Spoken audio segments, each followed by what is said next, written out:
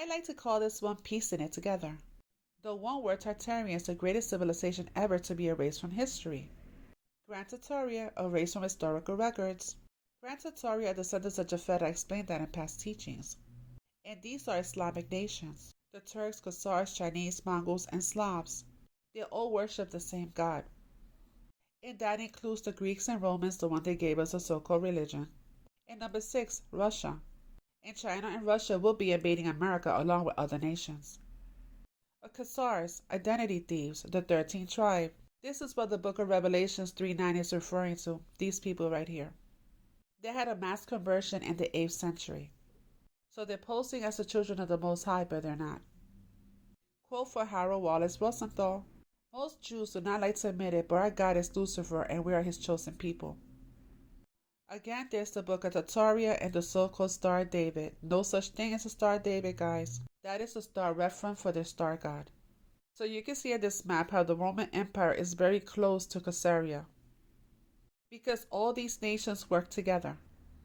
And I'm going to also play for you a video how Putin gave him a map of all Tartaria. Because what they're doing is the rising of Grand Tartaria all over again. That's what they're doing. And for those that don't know, Grand Tartaria ran on AI technology. Nothing new under the sun. And it extended globally. Grand Tartaria is made up of Europe and Asia. The center, Kazakhstan. And the capital of it, I believe, is pronounced Astana. You notice how Russia's right above. Astana, Kazakhstan, capital of the New World Order. Turkey, China, and Europe. Interesting.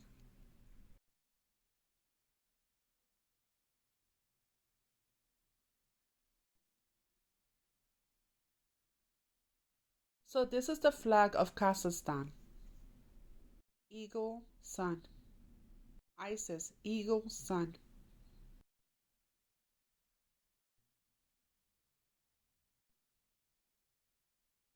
They both represent her. Female and bird, same one, Isis.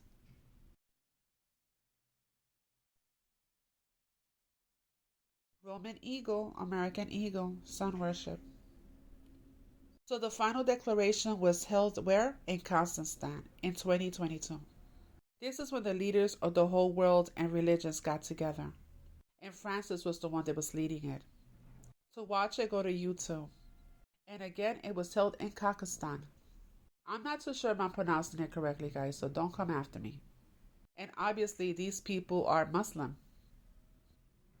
Like I explained before, these Abrahamic religions, they all serve the same God. Notice how they all have the same head covering? To watch this full video, go to YouTube on the Stephen Darby's ministry. Title, Top of the Pyramid. Safe and resilient and sustainable. Translation: ban all gun ownership by private citizens, concentrating guns into the hands of obedient government enforcers who rule over an unarmed, enslaved class of impoverished workers, criminalize living in most rural areas by instituting Hunger Games style protected areas. I told y'all when Hunger Games came out, I said, this is what they want. This is what they really want, to divide the people in certain classes and to have the classes going against each other. And the lead, remember, if you look, the Hunger Games is really go home and watch it. It is the epitome of Agenda 2030.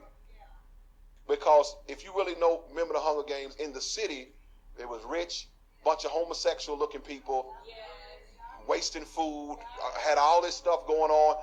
And then in the countryside, and remember, the black people was in a prison life. I told y'all, if you look at the Hunger Games, when they went to the black area, they were picking cotton. Look at it close, you'll see it. I said, they taking us back to slavery. Black people picking cotton. And they divided them up in 12 divisions, which is about what the New World Order wants to divide the whole world up into 12 regions, or really 10 regions, divide the whole world up. And so,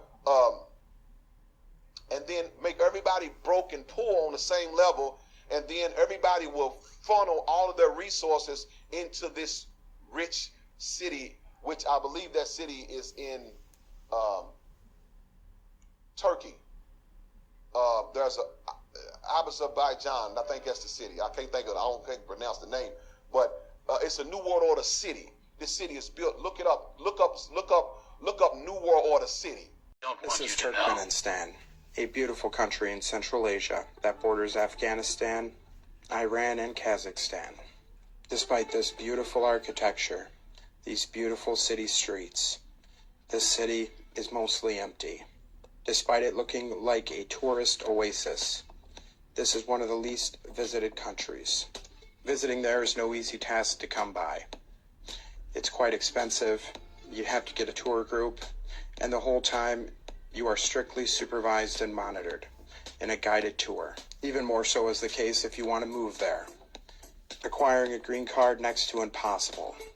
You have to know somebody, and it's a very, very lengthy and expensive process.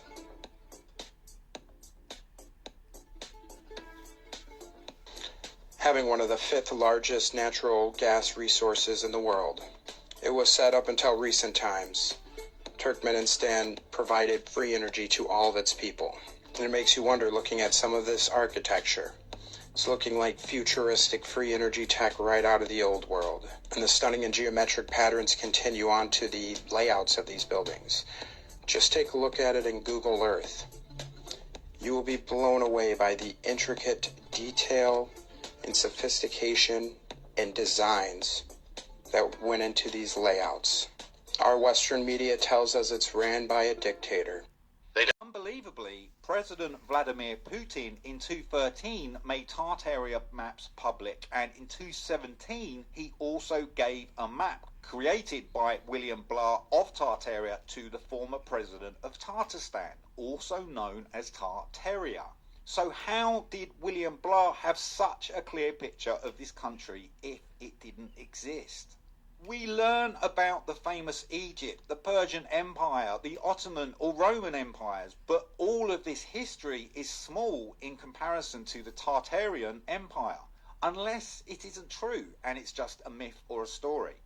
But you can find too many documents that state this region certainly did exist.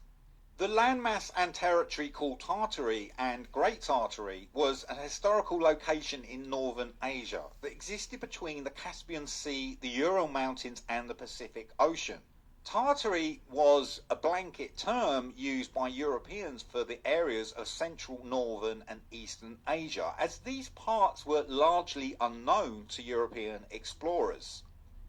This is why the entire geographic territory was known simply as Tartary, and its inhabitants were called Tartars. And I explained before that it's Joshua HaMashiach, and Joshua HaMashiach was not a white man. And in the book of Revelation, it says that he will run the world for 1,000 years, and his 1,000 years is about up. So Esau got the first 1,000 years, and Jacob gets the next 1,000 years. I'm going to play you a small portion of his video. You can find it on YouTube. And this is in the Hollywood Walk of Fame. Jesus Christ, the Son of God. The world is a stage. Like the scripture says that they will give us another Jesus. I want you to get together. So do you mess around with the Tartaria mud flood theory? Like, do you think these old societies were actually high technology? I mean, access to ours? It's a deep subject, isn't it? That one, that's a whole podcast in its own right? But I've touched on it a few times on my channel. I've leaned also into the millennial reign, the millennial kingdom theory as well.